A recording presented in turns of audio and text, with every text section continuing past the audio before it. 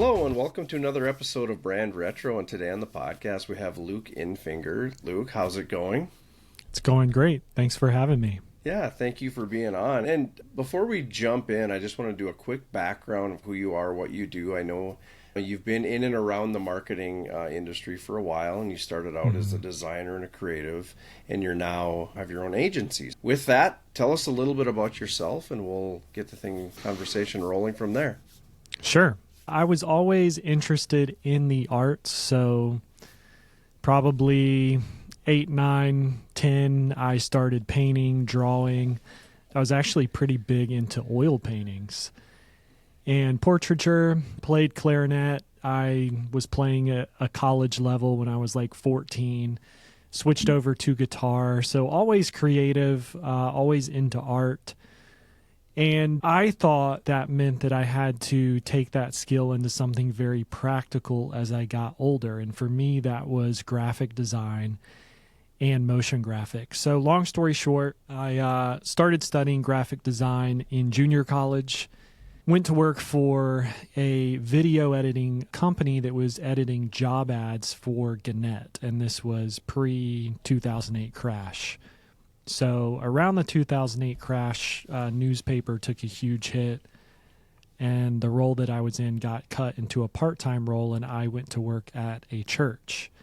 And churches, especially modern-day church movement, they can be great for creatives because they're big on design and video and lights, camera, action, fog machines, and I won't go down that whole topic because it can get pretty weird, honestly. But in my early 20s, it was great experience and started getting heavy into After Effects, motion graphics, and a guy, funny enough, my sister came home to study pottery at that junior college I had gone to years before.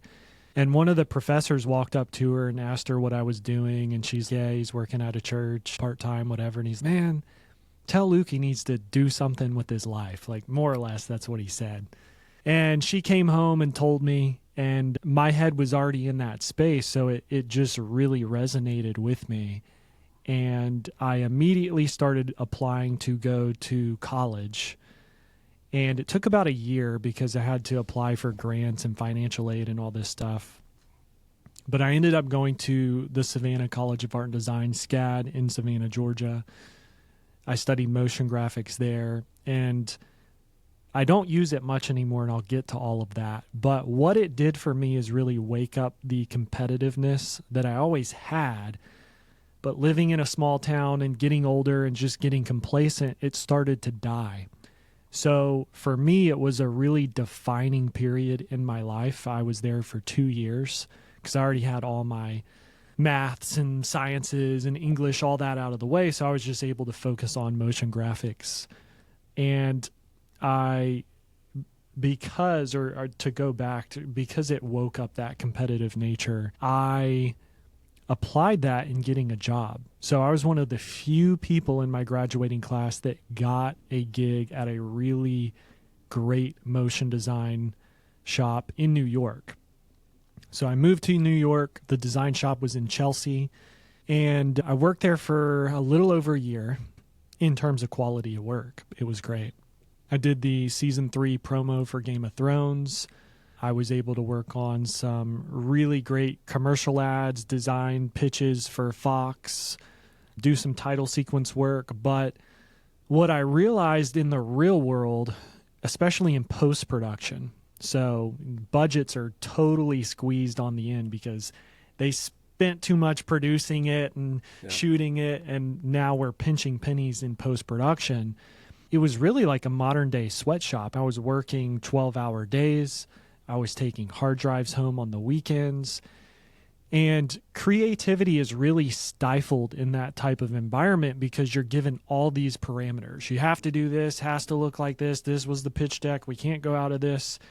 And there's just not a lot of creative freedom unless you're really good and have a lot of experience. But also the ceiling in terms of income, the ceiling is really short. So even in New York back then, and this was 11 years ago or so, the best guys were making a little over 6 figures.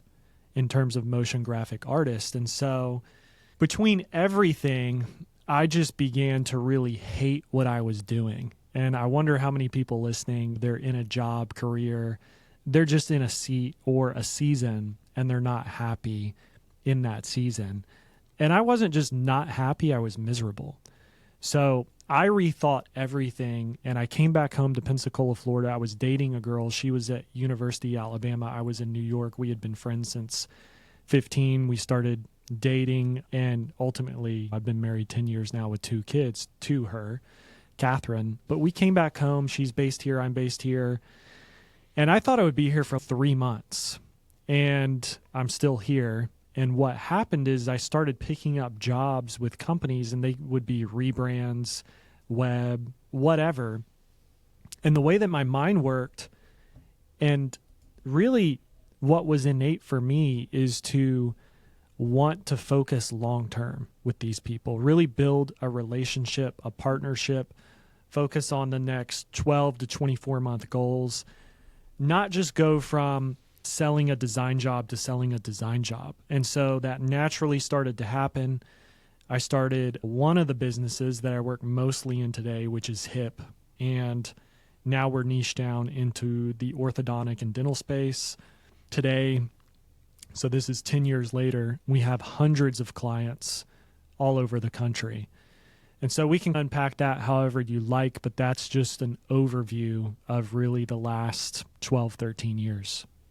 Yeah, no, I think I have a very similar kind of road to starting my own agency. And I think what's interesting about it is, and you mentioned it, is there's probably a lot of people listening that they're going through something like that, whether it's like you said, whether it's a season or maybe they just feel stuck or whatever it is. Mm-hmm. But for me, and I would like your thoughts on this, for me, it was about remembering why I got in this whole thing in the first place. Like you had mentioned doing painting and different things like that. It was the same thing for me where, yes, I'm from a small town. I played sports. I did all those rode the bikes and did everything that everybody else did. But art was always something that was just something that I always did, whether it was drawing, painting, whatever it was. And everything from watercolor to oils to sculpture to whatever, it was just always something that I did. And that was the launch pad of what do I do with this? Where do I go with this for a career?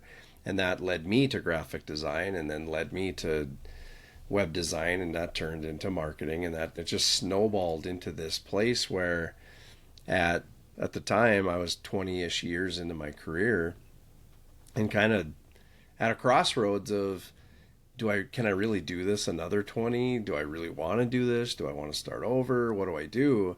And for me, it was really reflecting on, how did I get in this position in the first place? What was it that got me here? And it was the art, it was the creativity, and it was just having fun with that and flexing my creative brain. And when I started my agency, that was like the biggest thing, is that I can't let that go again. I lost 20 years and slowly let that kind of fall to the back burner.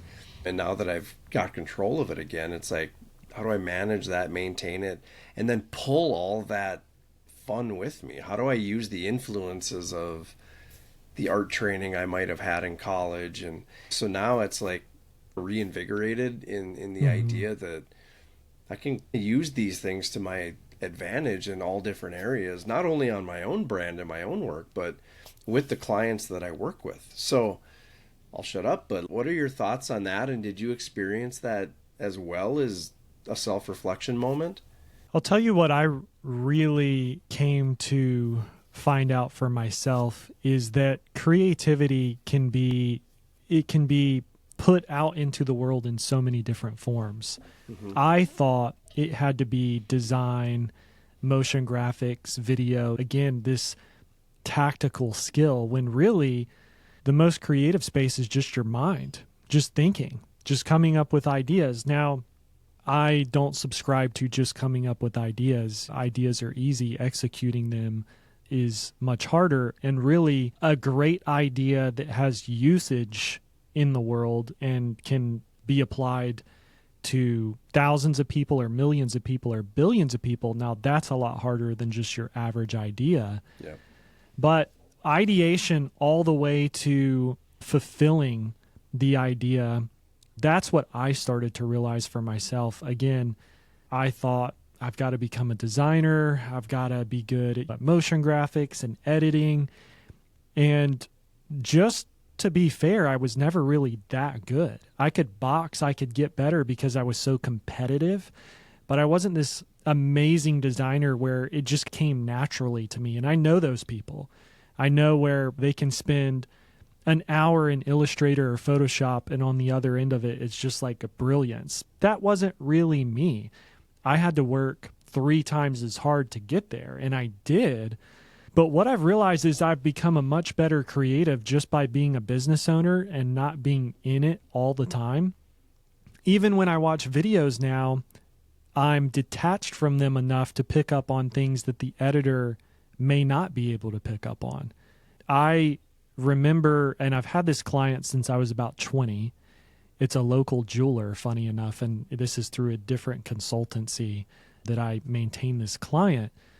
But I've been involved with them since I was about 20 years old, and we were doing a new commercial, and the whole thing could have just ran its course without me. But I got this idea on a Saturday, and like my family had left, and it was just me, and I wrote this script in 45 seconds. And sure, I tweaked a few things after that, but I sent it to them, and they're like, oh, this is it. Like, this is spot on. This is incredible. And we produced it, and just watching it, it's, man, that's really fulfilling when you can just have that burst that's instant, and you may not be the one shooting it, editing it, but the storytelling aspect is still there. And that can be done in a business with people, and you're conceptualize something and you're sharing it with a group and they go complete it. And it may not have anything to do with visual design. It may be a process that you build. Maybe it's onboarding for the customer experience. Yep. That could be a very creative process. So for me, I stopped just having these rigid lines around design and creativity. And it could be anything. Look at kids. They're constantly creating, and it could be painting, it could be dancing, it could be a story. It could be anything. They're the most creative people in the world. And having kids has also just made me realize that even more, is if we could just be more like kids, and that uniqueness, that boldness that kids have, where they just start telling you stuff and people haven't made fun of them yet and they haven't been judged. If we could channel, that would be really cool, because we go to a place of fear a lot of times instead of sharing things. And that's where ideas just get squashed. So that's what I've been realizing, and that's the path that I've been on, because again, I don't use a lot of what I went to school for in a practical sense, if that makes... It makes a ton of sense. And I have 2 little ones as well. My oldest is going to be 3 in July, and our youngest one is 6 weeks old. So I'm with you, especially watching my almost 3-year-old, is that, yeah, I mean, everything's a good idea, and she's excited about just about everything and whatnot. But something you said that I think I can relate to, but also I'd like your thoughts on, is that I think having a creative mind, entering in, and I don't necessarily think not everybody can do this either. It's a mindset, but having a creative mind and being able to balance that and mesh that with entrepreneurship and business, and kind of use that creativity in both sides of their brain, I think it's huge. And I think it's a huge skill set that kind of allows you to see things differently and to have a different perspective on business in itself.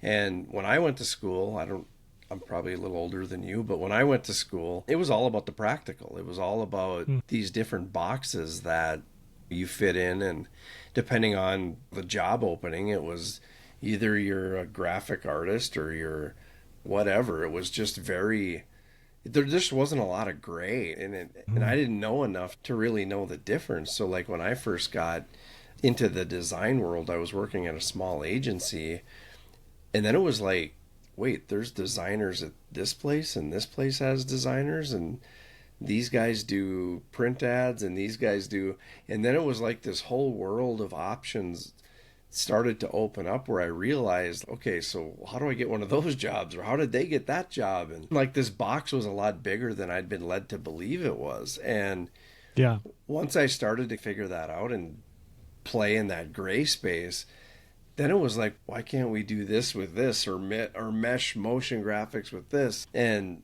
I don't know that I really cracked that code when I was still in the production phase of my career, but it definitely left an impact on me and made me think differently as I progressed through my career and then started my own agency, because I just never saw it as that defined. I saw it as much bigger and much more of a playground. But my point of that is that I think so many people go into it just respecting those walls, and they just stick to their little buckets, and they don't blur those lines.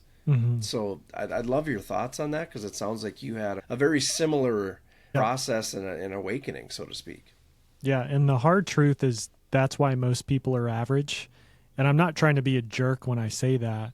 It's really not their fault completely. Obviously, I believe in taking responsibility, but we're all conditioned and we're all programmed in some kind of way, even though we may not like those words. But school is just that. It's programming you and priming you to believe you do fit in this box. You should be like everybody else. You should behave like everybody else and speak up when you're called on. And I really think that most systems will not be around in 5, 10, 20 years. When you look at the education system, I mentioned church already, even the political system, judicial system, the healthcare system. These are all things that are changing and evolving so rapidly, and a lot of them aren't serving us like they should be.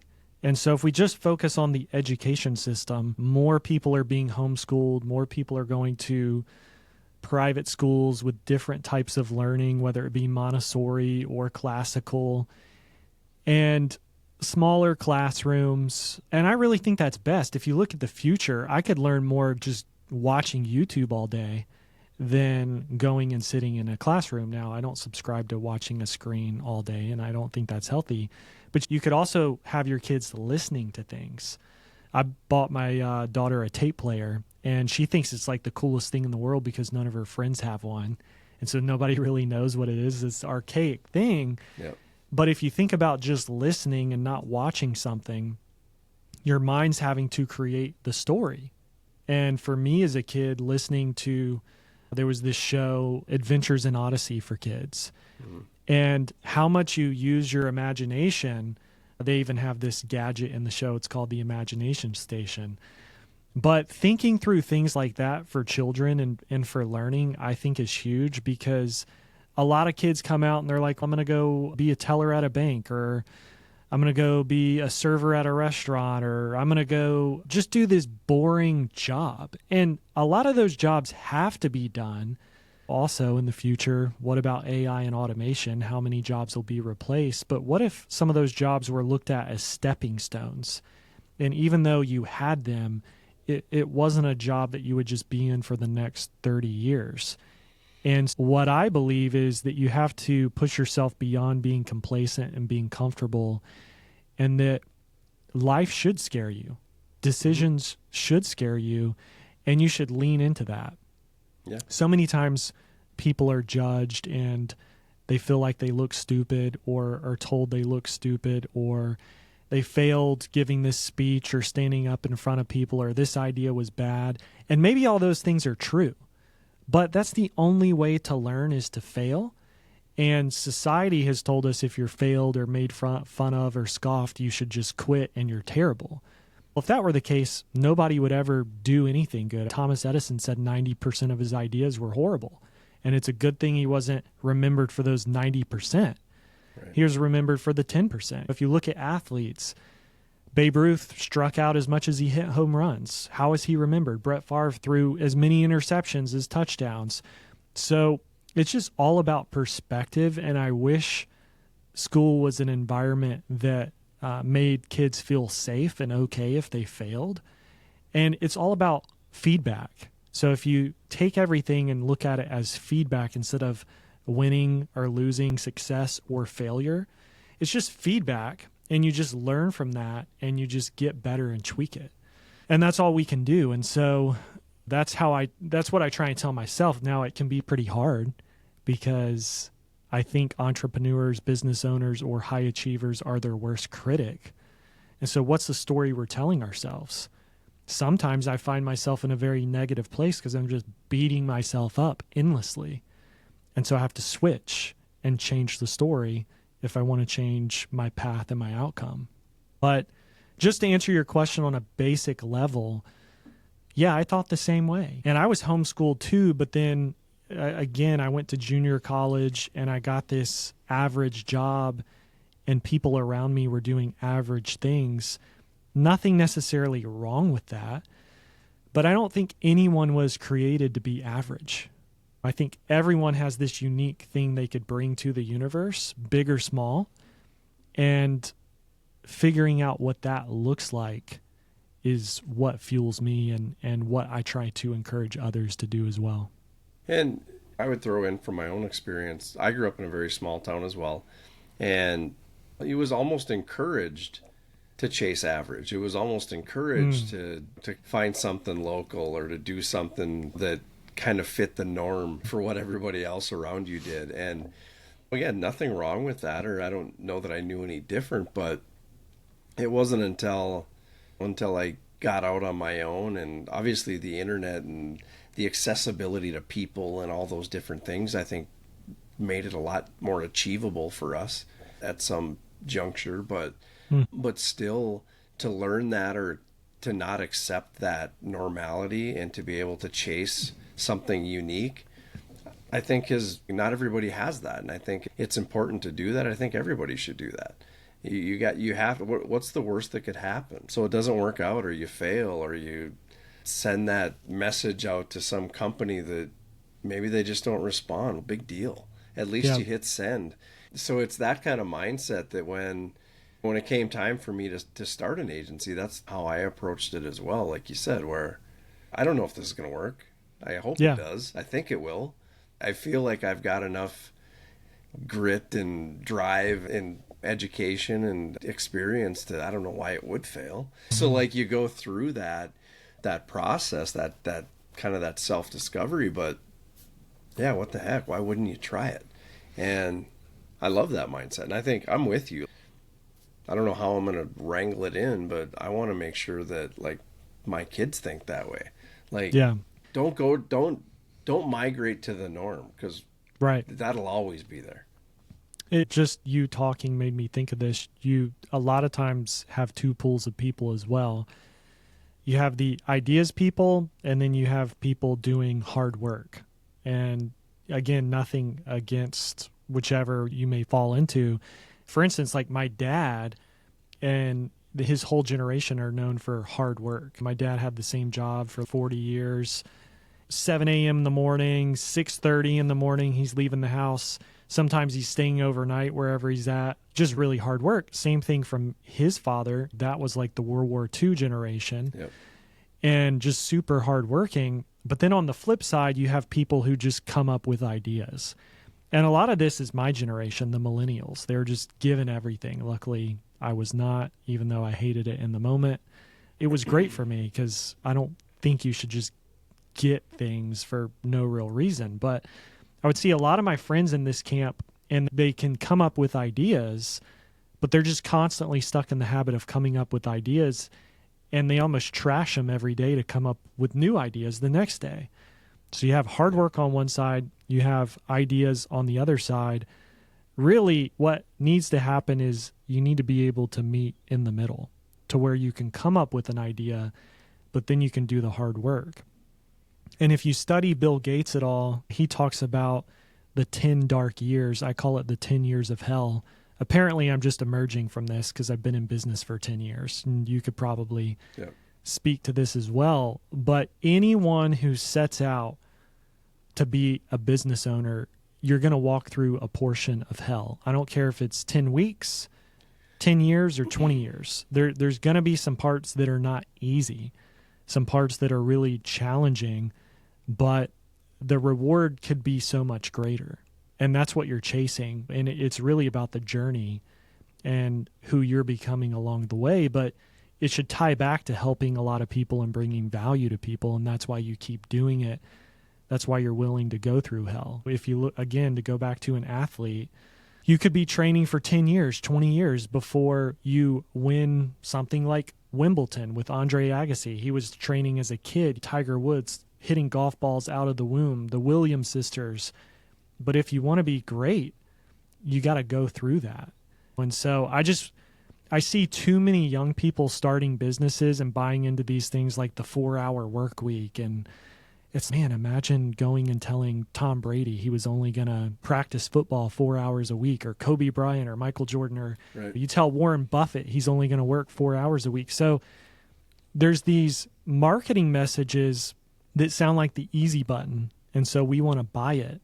But whoever created it and sold it, they wanted to just get sales. And so they're pretty smart, but that doesn't always work. And so I try and instill in young people, hey, come up with the idea, but know when to turn that side off and switch into the hard work side, and then be realistic with how long it's going to take, because you can't just keep coming up with ideas over and over. And if you have a team and you do that, your team's going to hate you.